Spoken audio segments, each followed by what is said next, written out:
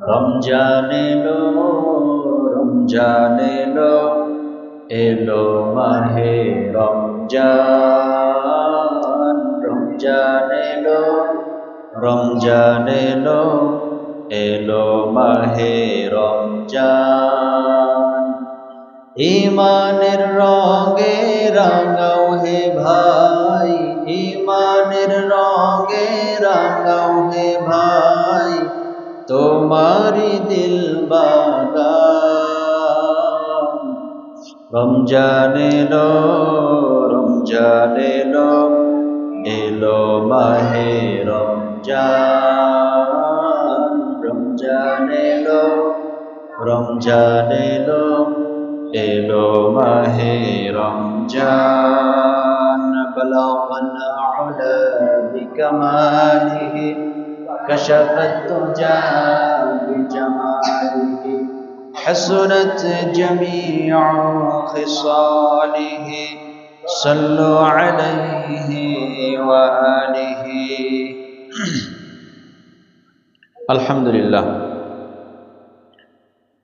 উপস্থিত সম্মানিত মুসল্লিয়ানে কেরাম, মহান আল্লাহ রাব্বুল আলামিনের দরবারে অসংখ্য অগণিত শুকরিয়া জ্ঞাপন করছি যে মহান রব্বুল ইজ্জত ওয়াল জালাল, যে মহান মালিক, যে মহান খালিক আমাদেরকে অত্যন্ত দয়া করে, মায়া করে, মহব্বত করে ভালোবেসে মাহে রমজান মাসের আজকের এই প্রথম জুমায় দুনিয়ার মধ্যে সবচেয়ে দামি জায়গা, উত্তম জায়গা আল্লাহ পাকের ঘর মসজিদে, সপ্তাহের মধ্যে সবচেয়ে দামি দিন, উত্তম দিন তথা জুমার দিনে জুমার নামাজ আদায় করার লক্ষ্যে আল্লাহ পাকের ঘরে উপস্থিত হওয়ার তৌফিক দান করেছেন।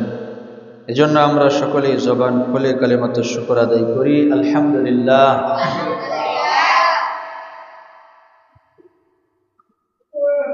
মাহে রমজান মাস শুরু হয়ে গেছে।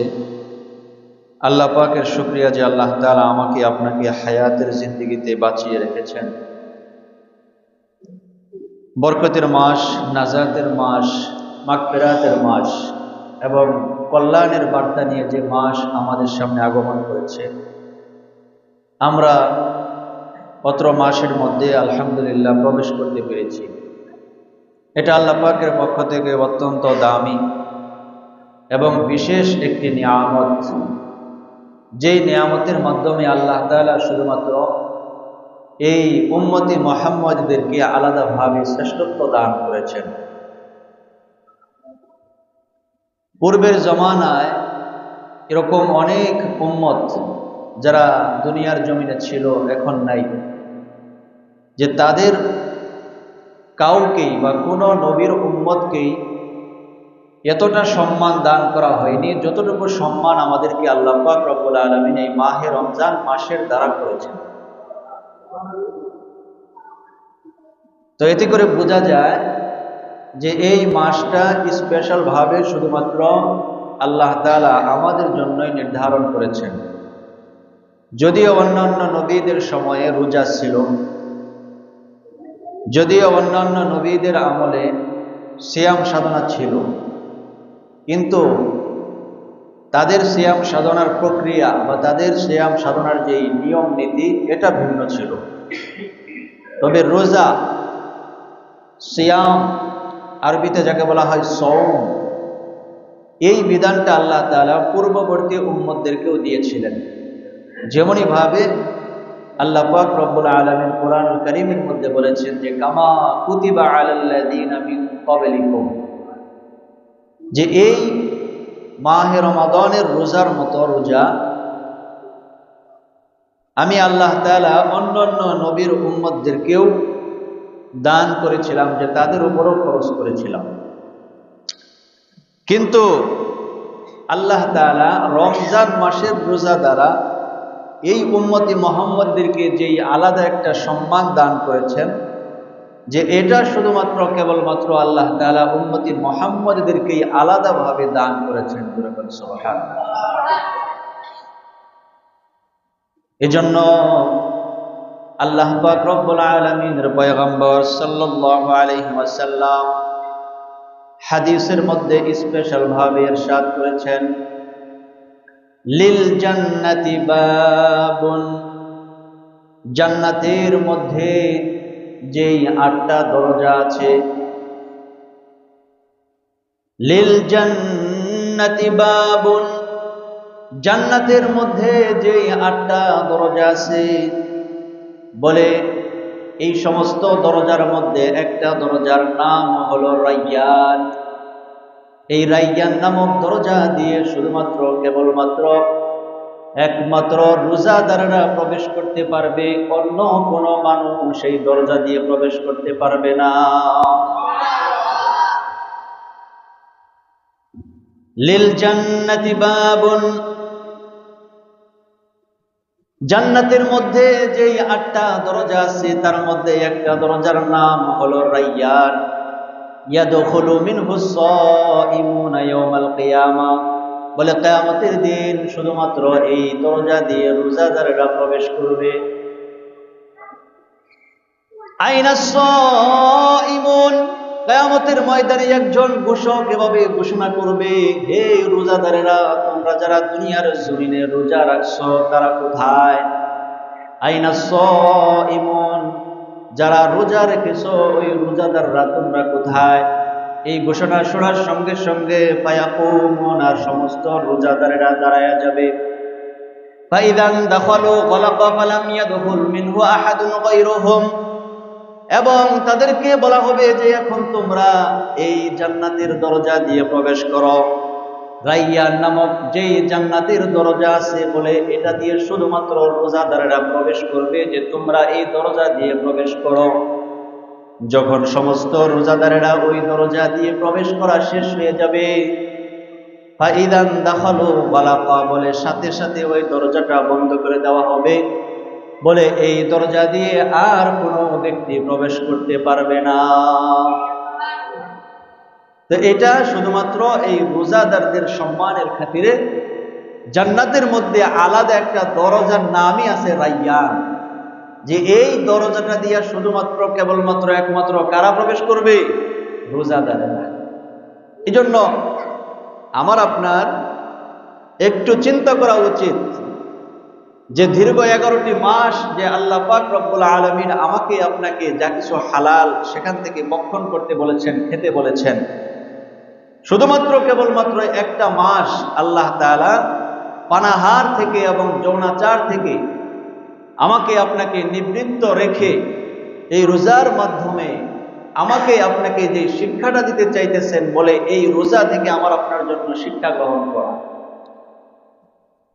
আমার আপনার মধ্যে রোজা রাখার মাধ্যমে যেই ফায়দা হয়, বলে এই ফায়দা, যতটুকু ফায়দা এই রোজার মাধ্যমে হয়, বলে অন্য কোনো ইবাদতের মাধ্যমে এতটুকু ফায়দা শরীরের জন্য হয় না। কারণ গোটা 11টি মাস আমি আপনি যে যেমনে পারছি, যেভাবে পাইছি খাওয়া দাওয়া করছি, বলে এই করে করে আমার আপনার পাকস্থলীর মধ্যে দেখা যাবে যে শুধু খাবার আর খাবার, খাবার আর খাবার। বলে শরীরের মধ্যে যদি এগুলো হজম না হয় তাহলে শরীর অসুস্থ হয়ে যায়। কিন্তু একটা মাস যদি আমার আপনার এই পাকস্থলীকে রেস্ট দিতে পারি, খাবার দাবার থেকে বিরত থাকতে পারি, বলে এর মাধ্যমে মানুষের শরীর আলাদা একটি এনার্জেটিক পাবে, আলাদা একটি শক্তি পাবে, যেই শক্তিটা রোজার মাধ্যমে অর্জন হয়, বলে অন্য কোনো ইবাদতের মাধ্যমে এটা অর্জন হয় না। এটারও একটা ফায়দা আছে যে এই রমজানের রোজা রাখার কারণে আমার আপনার পাকস্থলীর মধ্যে যে সমস্ত পোকামাকড় গুলো থাকে, যে এগুলো খাবার না পাওয়ার কারণে তারা আস্তে আস্তে ধ্বংস হয়ে যায়, তারা মারা যায়। এবং পরবর্তীতে দেখা যায় যে এই না খেয়ে থাকার কারণে ভিতরগত ভাবে শরীরের যে একটা উপকার, এটা প্রত্যেকের শরীরের মধ্যে আলাদাভাবে নতুন ভাবে তাকে জীবন উদ্দীপনার সাথে বাঁচানোর জন্য আলাদা একটা শক্তি কাজ করে শুধুমাত্র এই রোজার মাধ্যমে। তো এটাতে হলো শারীরিক উপকার, যে এই রোজার মাধ্যমে আল্লাহ পাক রব্বুল আলামিন আমাকে আপনাকে কিন্তু কিছু শিক্ষা দিতে চাইতেছেন। কি শিক্ষা? যে এর মাধ্যমে আল্লাহ তাআলা এটাই প্রমাণ করতে চাইতেছেন যে বান্দা, দুনিয়ার জমিনে চলাফেরা করতে গেলে তোমার জীবিকার উপকরণ হিসেবে যা কিছু আমি আল্লাহ তাআলা দান করেছি, অবশ্যই অবশ্যই সেখান থেকে যেটা হালাল তুমি সেটা গ্রহণ করো।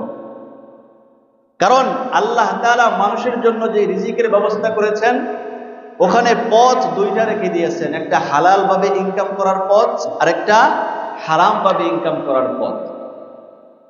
এই রমজানের রোজার মাধ্যমে আল্লাহ তাআলা আমাকে আপনাকে শিখাইতে চাইতেছেন যে তুমি যে দীর্ঘ 11টি মাস সকালবেলা পেট ভরে খাইছো, দুপুরবেলা পেট ভরে খাইছো, আবার রাতের বেলা পেট ভরে খাইছো, যে এখন যে একটা মাস তুমি সকালে খাইতে পারতেছো না, দুপুরে খাইতে পারতেছো না, যে বান্দা এর কারণে কিন্তু তুমি মারা যাবা না, এর কারণে তুমি মারা যাবা না। বলে না খেয়ে থাকার কারণে কোনো মানুষ এত সহজে মারা যায় না, বরং বিভিন্ন সময় বিভিন্ন ঘটনার মাধ্যমে এটা প্রমাণিত হয় যে বেশি খাওয়ার কারণে অনেক মানুষের অনেক ক্ষতি হয়ে যায়। তো আল্লাহ পাক রব্বুল আলামিন আমাকে আপনাকে এটাই বুঝাইতে চাইছেন, বান্দা এই মাহে রমজানের সওম, সওম শব্দের অর্থ হলো বিরত থাকা। তুমি যেরকম ভাবে সকালবেলা খাওয়া দাওয়া করতে এখন খাওয়া দাওয়া করো না, দুপুরবেলা খাওয়া দাওয়া করতে এখন খাওয়া দাওয়া করো না, বলে এর মাধ্যমে কিন্তু তুমি মারা যাবা না, এর কারণে কিন্তু তোমার কোনো আলাদা অন্য কোনো ক্ষতি হবে না। ঠিক তদ্রূপ আমি আল্লাহ পাক রব্বুল আলামিন তোমাদেরকে যে নিয়ামত দান করেছি, তোমাদেরকে যে রিজিকের উপকরণ দান করেছি, সেটা থেকে যেটা হালাল সেটা তোমরা গ্রহণ করো, হারামের কাছে যাবা না। আমি আপনি চিন্তা করি যে সুদ না খাইলে মনে হয় আমার আপনার জীবন অচল হয়ে যাবে, দুর্নীতি না করলে মনে হয় আমার আপনার বাড়ি গাড়ি হবে না, আমি আপনি চলতে পারবো না, ছেলে মেয়েদের লেখাপড়া করাইতে পারবো না, ঘুষ না খাইলে মনে হয় জীবনের উন্নতি করতে পারবো না। বলে না না, এই রোজার মাধ্যমে এটাও একটা শিক্ষা যে সকালে খাও নাই যার জন্য তুমি মারা যাও নাই, দুপুরে খাও নাই তুমি মারা যাও নাই। তুমি যদি আল্লাহ পাক রব্বুল আলামিনের উপর ভরসা করে আল্লাহ তাআলার উপর সন্তুষ্ট হয়ে যেটা হালাল করেছেন সেটা থেকে গ্রহণ করো। তুমি যদি সুদ বর্জন করতে পারো, বলে এই সুদ না খাইলেও কিন্তু তুমি মারা যাবা না, সুদ না খাইলেও বান্দা তুমি মরবা না। দুনিয়ার জমিনে তাকায় দেখো, যারা সুদ খায় না এরা মনে হয় ময়রা হুটকি লাগছে নাকি? হ্যাঁ, বরঞ্চ সুদের মতো এত ভয়াবহ একটা পাপ এটা যে সমাজের মানুষেরা খায়, শুধু সমাজের যে পুরুষরা সুদ খায় এমন না, ইদানিং সমাজের মধ্যে এটা রন্ধ্রে রন্ধ্রে প্রবেশ করছে, অনেক মহিলারা পর্যন্ত সুদ খায়, আছে না ভাই? অনেক মহিলারা পর্যন্ত সুদ খায়, চক্রবৃদ্ধি হারে তারা সুদ খায়। অথচ সুদের যেই মারাত্মক 70টা পাপ আছে তার মধ্যে অন্যতম একটা পাপ হলো যে নিজের আপন মায়ের সাথে জিনা করার সমান গুনাহ। জোরে বলেন নাউযুবিল্লাহ। এখন একটু চিন্তা করা উচিত যে শুধুমাত্র রোজার মাধ্যমে আমি আপনি বিরত থাকলাম কিসের থেকে? সকালবেলা খাওয়ার থেকে। কিসের থেকে? দুপুরবেলা খাওয়ার থেকে। কিন্তু এই রোজার মাধ্যমে আল্লাহ তাআলা যে আয়াতের শেষ অংশে বললেন যে লাআল্লাকুম তাত্তাকুন, যে আমি তোমাদেরকে মুত্তাকি বানাইতে চাই, আমাকে ভয় করনেওয়ালা বানাইতে চাই। তাহলে আপনাদের কাছে জানতে চাই, যারা সুদ খায় এরা কি আল্লাহরে ডরায়? কথা বলেন না, ডরায়? ডরায় না, আল্লাহর রাসূলের ডরায় না, আল্লাহকেও ডরায় না। বরং আল্লাহ তাআলা কোরআনুল কারীমের মধ্যে সুদের 1 নম্বরের যেই পাপ এবং এর শাস্তি ঘোষণা করেছেন। আল্লাহ তাআলা কোরআনের মধ্যে বলছেন যে ব্যক্তি সুদ খায়, যে এই ব্যক্তি যেন আমার সাথে এবং আমার রাসূলের সাথে যুদ্ধ ঘোষণা করে। তাহলে আল্লাহর সাথে যুদ্ধ করে মনে হয় আমরা পায়রা উঠবো নাকি? নমরুদে পারছে, ফেরাউনে পারছে, যে তারা তো আমাদের চাইতে শক্তিশালী ছিল, তারা তো আমাদের চাইতে ক্ষমতাধর ছিল, যে তারাই পারে নাই যে আমি আপনি কিভাবে আল্লাহর সাথে পেরে উঠব। এই জন্য মুসলমান ভাইরা আমার, শুধুমাত্র রোজার শিক্ষা যে এটাই নয় যে আমি আপনি সকালবেলা না খেয়ে থাকলাম, দুপুরে না খেয়ে থাকলাম, সারাদিন না খেয়ে থাকলাম। শুধুমাত্র রোজা আমাকে আপনাকে এই প্রতি বৎসর 11 মাসের পরে এই 1 মাস শুধুমাত্র এটা শিক্ষা দেওয়ার জন্য আসে না, বরং এই শিক্ষাটা দেয় যে তুমি সকালে খাও নাই দেখে তুমি মরো নাই, দুপুরে খাও নাই এর কারণে তুমি অসুস্থ হও নাই, মরো নাই। ঠিক তদ্রূপ আমি আল্লাহ তাআলা যেটা হারাম করেছি এটার থেকে তুমি বান্দা যদি বিরত থাকো তাহলে বান্দা তুমি মরবে না, বরং আমি আল্লাহ তাআলা তোমাকে হালাল ভাবে জীবন উপকরণের জন্য যা কিছু দিয়েছি, যদি আমার উপর ভরসা করে তুমি চলতে পারো তাহলে এর ভিতরেই তুমি তোমার জীবন কাটায় দিতে পারবে। এজন্য মুসলমান ভাইরে আবার সুদের কথা বললে দেখা যায় অনেকে রাগ করে। রাগ করার কিছু নাই। সুদের ওয়াজ আল্লাহ করেছেন, সুদের ওয়াজ রাসূল করেছেন। আমি তো মাত্র বাণী আপনাদের সামনে পৌঁছানোর মাধ্যম মাত্র। কারণ রাসূল বলেছেন বাল্লিগু আন্নী ওয়ালাউ আয়া, আমার পক্ষ থেকে একটা আয়াত, আমার পক্ষ থেকে একটা উপদেশ যদি হয় সেটা মানুষের দ্বারে দ্বারে পৌঁছায়া দাও। উলামায়ে কেরাম যেহেতু নবীদের ওয়ারিস, এজন্য উলামায়ে কেরাম সবটুকুন দিয়ে তারা চেষ্টা করবে সমাজের যেই কীট পতঙ্গগুলো বা সমাজের যেই মানুষগুলো এই ভয়াবহ পাপের সাথে জড়িত বলে তাদেরকে সতর্ক করে দেওয়ার জন্য। এখন আপনার আমার কাছে এরকমটা ধারণা হতে পারে হুজুর যে আপনি যে সুদের বিপক্ষে ওয়াজ করলেন যে সুদ খাবো না, তাহলে আমরা করব কি? এজন্য আল্লাহ তাআলা বলছেন যে ওয়াহাল্লাল্লাহুল বাইআ ওয়া হাররামার রিবা, আল্লাহ তাআলা ব্যবসাকে হালাল করেছেন, সুদকে হারাম করেছেন। আপনি ব্যবসা করেন, যে কোনো ব্যবসা হালাল, তবে ওই হালাল পন্থায় যে ব্যবসাটা করা হবে, যে ওই ব্যবসার উপকরণ যেগুলো ওগুলো হালাল থাকতে হবে। এখন যে উপকরণ যদি হারাম হয়, যেরকম মদ, এটা উপকরণই হারাম, এই ব্যবসা আবার হালাল হবে না। তো এই একটা দিয়ে বুঝাইলাম যে উপকরণ যেটা হালাল এই ব্যবসা হালাল, আপনি এই হালাল ব্যবসা করেন। কারণ আল্লাহ তাআলার পয়গম্বর সাল্লাল্লাহু আলাইহি ওয়াসাল্লাম বলছেন যে সুদ মানুষকে ধ্বংস করে, পক্ষান্তরে ব্যবসার মধ্যে 10 ভাগের রিজিকের বরকত আল্লাহ তাআলা ব্যবসার মধ্যে দান করেন। 10 ভাগের 9 ভাগ রিজিকের বরকত আল্লাহ তাআলা রাখছেন কিসের মধ্যে? ব্যবসার মধ্যে। এজন্য প্রত্যেকের উচিত যে এই সুদ থেকে বের হয়ে এসে ব্যবসা করা। আপনি ব্যবসার মাধ্যমে মাল আদান প্রদান করেন, আপনি যে ব্যবসাটা ভালো মনে করেন ওই ব্যবসাটা আপনি করেন, লেগে থাকেন, আল্লাহ তাআলা এই ব্যবসার মধ্যে আপনাকে উন্নতি দান করবে। এখন বৈশা বৈশা সুদ খায়, কোনো কামাই রোজগার পায় না, বৈশা বৈশা সুদ খায়। বউরে লাগাই দিছে, যা তুই সুদে টেয়া তোল, আমি আর কাজ কাম করবো না, তুই জেনে জেনে পারস তলে তলে টেয়া টোয়া লাগা। সুদ খাইতে খাইতে এখন জামাই বউ উভয়ের নাম হয়ে গেছে এই সুদখোর জামাই বউ। এরকম আছে না সমাজের মধ্যে? আয় হায় হায়, যে সমাজের রন্ধ্রে রন্ধ্রে এই ব্যাধি ঢুকে গেছে, যে এটা থেকে এখন ফিরবে কেমনে? তো এই জন্য আল্লাহ পাক রব্বুল আলামিন মাহে রমজানের মতো গুরুত্বপূর্ণ মাস দিয়ে, রোজা দিয়ে আমাকে আপনাকে শিখাইতে চাইতেছেন যে শুধুমাত্র রোজার মধ্যে তুমি যে পানাহার থেকে, যৌনাচার থেকে বিরত থেকে রোজাগুলো আদায় করবা এমন না, বরং এই রোজার মাধ্যমে যত হারাম আছে এই হারাম থেকে তুমি আস্তে আস্তে নিজেকে সরাও, তুমি আস্তে আস্তে নিজেকে গোটায় নাও। যদি তুমি রোজার মতো অন্যান্য যে সমস্ত হারাম থেকে বিরত থেকে নিজের জীবনটাকে তুমি যদি একটু মানায় নিতে পারো, তাহলে আল্লাহ পাক রব্বুল আলামিন তোমাকে সবচাইতে শ্রেষ্ঠ দৌলত, দামি দৌলত, তাকওয়ার দৌলত আল্লাহ তাআলা দান করবে। এবার আসেন মুসলমান ভাইরা আমার, এই যে রোজা, এই রোজাকে আল্লাহ পাক রব্বুল আলামিন আমাদের উপর ফরজ করেছেন। আমাদের পূর্ববর্তী উম্মত যারা গেছে বলে তাদের উপর আল্লাহ তাআলা এই রোজার বিধানটাকে ফরজ করেছিলেন। এই রোজাদার এদের জন্য দুইটা সময় হলো আনন্দের সময়। একটা সময় হলো ইফতারের সময়, রোজাদারের জন্য আনন্দের সময়। সারাদিন কষ্ট করে রোজা পালন করে সন্ধ্যার সময় যখন ইফতারের বিভিন্ন আইটেম নিয়ে সামনে বসে, প্রত্যেকটা রোজাদারের মনে হয় আজকে খায়া উঠলাম, তাই না? এরকম মনে হয় না? কিন্তু দেখেন আল্লাহ পাক রব্বুল আলামিন ওই ইফতারের সময় বান্দার রিজিকের মধ্যে এত পরিমাণ বরকত দান করেন, এত পরিমাণ বরকত দান করেন, রোজাটা খোলা মাত্র অল্প একটু পানাহার করলেই বা অল্প একটু আহার করলেই আল্লাহর বান্দা বান্দির পেট ভরে যায়। তাই না? অল্প একটু খাইলেই পেট ভরে যায়, কিন্তু অথচ মনে হয় যে আমি আপনি সব খেয়ে ফেলবো। তো আমার আপনার মধ্যে এরকম একটা স্বভাব আছে মানুষের, যে হারাম জিনিস পাইলে মানুষ মনে করে যে আমি সব কিছু গ্রহণ করব। কিন্তু যদি কোনো বান্দা হালালটাকে গ্রহণ করে, তাহলে অল্পের মধ্যেও আল্লাহ তাআলা যে বরকত দেয়, এটা আমাদের জন্য ওই ইফতারি থেকে শিক্ষা নেওয়া উচিত।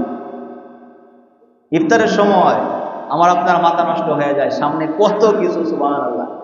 আসরের পর থেকে বউরে কইতেছে, এই শরবত বানা। বউ কয় মাত্র আসরের আজান দিল, নামাজ কালাম পড়ো, বানাই। আরে বানা চালায়া বানা, মাথা নষ্ট হয়ে যেতেছে, বুঝলেন নাই? তাহলে আসরের পর থেকে নিয়ে আমার আপনার মধ্যে ইফতার করার জন্য যে একটা প্রবণতা সৃষ্টি হয়, ইফতারিকে সামনে নিয়ে বসার পরে যখন আজানটা দেয়, বিসমিল্লাহ বলে যখন আমি আপনি ইফতার করি, একেবারে আপনাদের কাছেও আমার একটা জিজ্ঞাসা, বলেন তো অল্প কিছু খাওয়ার মধ্যেই পেট ভরে যায় না? একেবারে সামান্য অল্প কিছু খেলেই কিন্তু তখন তৃপ্তি এসে যায়, যেটা হালালের একটা বরকত। এতক্ষণ মনে হয়েছে সব খায়ের বাম, কিন্তু দেখেন আল্লাহ তাআলা ওই সামান্য একটু কোনো কিছু, একটা খেজুর মুখে দিলেও মনে হয় যে আমার সারাদিনের সমস্ত ক্লান্তি আল্লাহ তাআলা নিমেষেই দূর করে দিয়েছে। তো এই জন্য রোজাদারের জন্য দুইটা আনন্দ, লিস-সাইমি ফারহাতান, রোজাদারের জন্য দুইটা আনন্দ। একটা আনন্দ হলো ওই রোজাদার যখন সারাদিন কষ্ট করে রোজা রাখার পরে ইফতার করে, বলে ইফতারটার সময় হলো রোজাদারের জন্য আনন্দ। দুই নাম্বার আনন্দ, আরেকটা আনন্দ হলো কিয়ামতের ময়দানে আল্লাহ পাক রব্বুল আলামিন যখন রোজাদারেরা জান্নাতের মধ্যে চলে যাবে, তখন ওই রোজাদারদেরকে স্বয়ং আল্লাহ পাক রব্বুল আলামিন রোজাদারদেরকে সাক্ষাৎ দান করবেন। রোজাদারদেরকে স্বয়ং আল্লাহ তাআলা নিজে সাক্ষাৎ দান করবেন। কোন কোন উলামায়ে কেরাম বলেন যে আল্লাহ পাক রব্বুল আলামিনের সাক্ষাৎ যারা পাবে, এক নজর আল্লাহ তাআলাকে দেখার মাধ্যমে 40,000 বছর কেটে যাবে, সুবহানাল্লাহ। তারপরেও আল্লাহ তাআলাকে দেখার তৃপ্তি মিটবে না। এই জন্য যে রোজাদারদের জন্য যে দুইটা আনন্দ, এর মধ্যে একটা আনন্দ হলো ইফতারের সময়, আরেকটা আনন্দ হবে প্রকৃত রোজাদার যারা নিজেদের রোজাগুলোকে সঠিকভাবে পালন করেছে, যে তারা কিয়ামতের ময়দানে আল্লাহ পাক রব্বুল আলামিনের সাক্ষাৎ পাবেই পাবে। যে এটা হলো রোজাদারের জন্য আরেকটা আনন্দ। এজন্য মুসলমান ভাইরা রে আমার,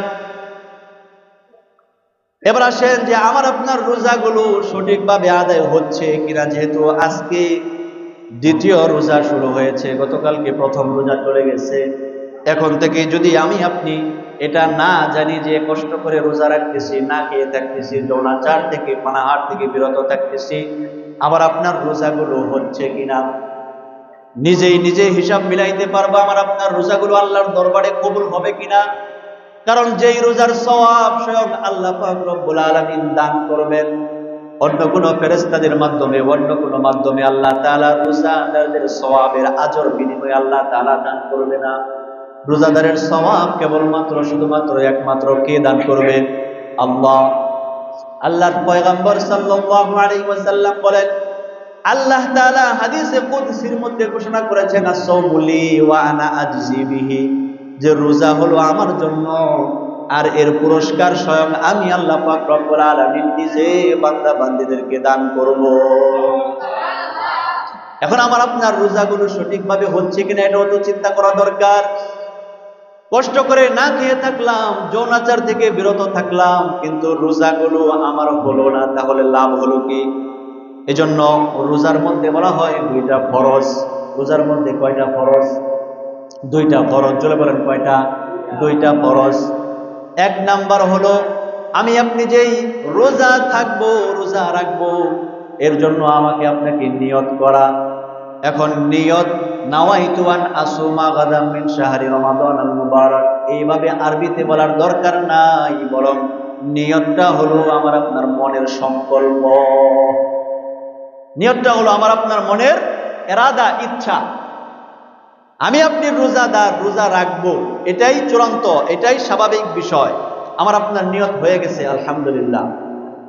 এরপরেও যদি কোনো মানুষ মুখে বলতে চায় তাহলে বলতে পারে যে আল্লাহ, একমাত্র আপনাকে সন্তুষ্টি করার জন্য আমি রোজা রাখলাম, সেহরি খাইলাম, এখন থেকে রোজার নিয়ত করলাম, এভাবে বলতে পারেন। তবে আরবিতে যেই বলতে হবে এটা শর্ত নয়। রোজার আরেকটা ফরজ হলো আমাকে আপনাকে দিনের বেলা সমস্ত প্রকার পানাহার এবং যৌনাচার থেকে বিরত থাকতে হবে। পানাহার এবং যৌনাচার থেকে কি থাকতে হবে? বিরত থাকতে হবে। তাহলে কি আমি আপনি আমার আপনার যাদের হালাল স্ত্রী আছে যে তাদের সাথেও কোনো ধরনের কোনো কাজ হবে না? বলে হবে। কোন সময়? রাতের বেলা। রাতের বেলা আল্লাহ তাআলা এটাকে হালাল করেছেন। উহিল্লা লাকুম লাইলাতাস সিয়ামির রাফাসু ইলা নিসাইকুম হুন্না লিবাসুল লাকুম ওয়া আনতুম লিবাসুল লাহুন্না।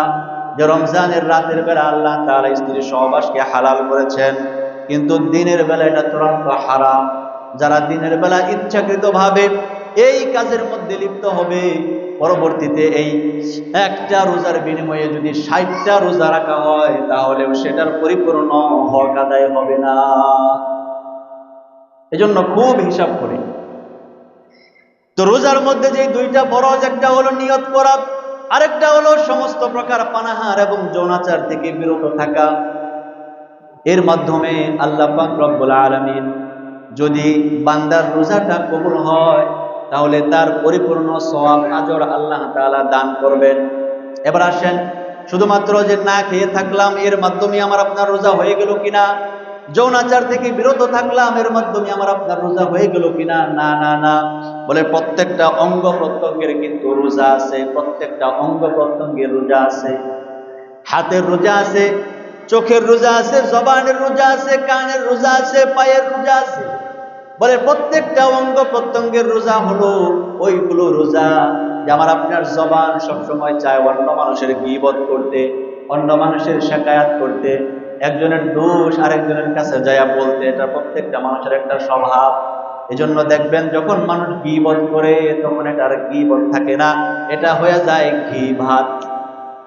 ঘি ভাত যেরকম মজা, একজন আরেকজনের সাথে অন্য মানুষের গীবত করলে ওরকম মজা লাগে। এটা যেই হোক, আমি যে হুজুর আমার মধ্যে ওই প্রবণতা আছে যে কারণ আমি গীবত করলে আমার মধ্যে মজা লাগে, লাভ কিছু না, বরঞ্চ ক্ষতি। যার নামে গীবত করা হয় যে তার গুনাহগুলো যে গীবত করে তার আমলনামায় চলে আসে, আর যে গীবতকারী তার সওয়াবগুলো যার নামে গীবত করা হয়েছে তার আমলনামায় চলে যায়, এতটুকু লাভ হয়। কিন্তু বাস্তবতা হলো যে আমার আপনার প্রত্যেকের মধ্যে একটা প্রবণতা আছে যে গীবত করার। আমার আপনার যখন গীবত করি মনে হয় যে গীবতের মতো মজা লাগতেছে। এখন এই জবানকে যদি রোজা রাখার পরে গীবত থেকে হেফাজত করতে না পারি তাহলে আমার আপনার রোজাটা অসম্পূর্ণ হলো। চোখ আল্লাহ পাক রব্বুল আলামিন দান করেছেন হালাল জিনিস দেখার জন্য। এখন আমি আপনি রোজা রাখা অনেকে সময় কাটানোর জন্য ওই মোবাইলে নাটক দেখে, মোবাইলে বসে বসে সিনেমা দেখে। তাহলে আবার জিগায় যে হুজুর এই রোজা রাখা নাটক সিনেমা দেখে রোজা ভাঙবো কিনা? কি মাসালা, মানে রোজা রাখা নাটক সিনেমা দেখে রোজা ভাঙবো কিনা? আমি বলি যে এটা রোজা রাখা ভাঙ্গা পরে ওইটা দেখা, ওইটা জায়েজ কিনা? কথা বলেন না, এটা দেখা জায়েজ? দেখাই তো জায়েজ নাই, তাহলে যেটা দেখাই জায়েজ নাই ওইটা রোজার সাথে সম্পর্ক কি আর আন রোজার সাথে সম্পর্ক কি? এজন্য সময় কাটানোর জন্য আমার আপনার উচিত হাদিসের দিকে ফিরে আসা, যে আমি আপনি রোজা রাখছি, রোজা রাখার পরে কি করব। আল্লাহর পয়গম্বর সাল্লাল্লাহু আলাইহি ওয়াসাল্লাম বলছেন যে রোজাদার ব্যক্তির প্রত্যেক দিনের রোজা রাখা অবস্থায় 4টা কাজ করা উচিত। কয়টা? 4টা কাজ করা উচিত। আল্লাহর পয়গম্বর সাল্লাল্লাহু আলাইহি ওয়াসাল্লাম বলেন যে প্রত্যেকটা রোজাদারের উচিত রোজা রাখার পর জবানের হেফাজত করবে। এই জবানের দ্বারা একমাত্র কেবলমাত্র আল্লাহ তাআলার জিকির করবে, বেশি বেশি লা ইলাহা ইল্লাল্লাহ, লা ইলাহা ইল্লাল্লাহ এটা তেলাওয়াত করবে। 2 নাম্বার হলো আল্লাহ তাআলার কাছে নিজের কৃত গুনাহের জন্য আল্লাহ তাআলার কাছে মাপ চাইবে, বেশি বেশি ইস্তেগফার করবে, আস্তাগফিরুল্লাহ আস্তাগফিরুল্লাহ আস্তাগফিরুল্লাহ আস্তাগফিরুল্লাহ বলে এইভাবে করে 2টা কাজ করবে। আরেকটা কাজ করবে যেটা আল্লাহ পাক রব্বুল আলামিনের পয়গম্বর সাল্লাল্লাহু আলাইহি ওয়াসাল্লাম বলেছেন যে এটা না করে কোনো বান্দার উপায় নাই। বলে কোন কাজ? যে এটা হলো আল্লাহ তাআলার কাছে জান্নাত চাওয়া, আরেকটা কাজ হলো জাহান্নাম থেকে পানাহ চাওয়া। এজন্য প্রত্যেকটা রোজাদারের উচিত নিজের চোখকে হেফাজত করা, নিজের জবানকে হেফাজত করা, নিজের অঙ্গ প্রত্যঙ্গ যেগুলো আছে এগুলো হারাম থেকে হেফাজত করা, আর বেশি বেশি 4টা কাজ করা, লা ইলাহা ইল্লাল্লাহ, লা ইলাহা ইল্লাল্লাহর জিকির করা, বেশি বেশি নিজের গুনাহের জন্য, কৃতকর্মের জন্য ইস্তেগফার পাঠ করা, আস্তাগফিরুল্লাহ আস্তাগফিরুল্লাহ আস্তাগফিরুল্লাহ পাঠ করা। আরেকটা কাজ হলো জান্নাত, আল্লাহ তাআলার কাছে চাওয়া, জাহান্নাম থেকে পানা চাওয়া। বলে এইভাবে করে করে যদি আমি আপনি রোজাগুলো পালন করতে পারি, বলে এই রোজার সওয়াব স্বয়ং আল্লাহ তাআলা বান্দা বান্দীদেরকে দান করবেন। সম্মানিত ভাই, এজন্য প্রত্যেকের চেষ্টা করা উচিত যে রোজাগুলো সঠিকভাবে আদায় হচ্ছে কিনা, যে এদিকে খেয়াল করা, এদিকে খেয়াল করা। এবং এই রোজার যে শিক্ষা, যে আমাকে আপনাকে সমস্ত প্রকার হারাম থেকে শিক্ষা গ্রহণ করে সমস্ত প্রকার হালালকে গ্রহণ করা, যে এটাও রোজার একটা শিক্ষা। আল্লাহ পাক রব্বুল আলামিন যেন আমাকে আপনাকে রোজার এই শিক্ষা থেকে শিক্ষা নিয়ে আমার আপনার জিন্দেগি পরিচালনা করার জন্য তৌফিক দান করে, সকলে বলি আমিন। যা কিছু শুনলাম বুঝলাম, আল্লাহ তাআলা প্রত্যেকেই বোঝার আমল করা তৌফিক দান করে, সকলে বলি আমিন। ওয়া আখিরু দাওয়ানা আলহামদুলিল্লাহ।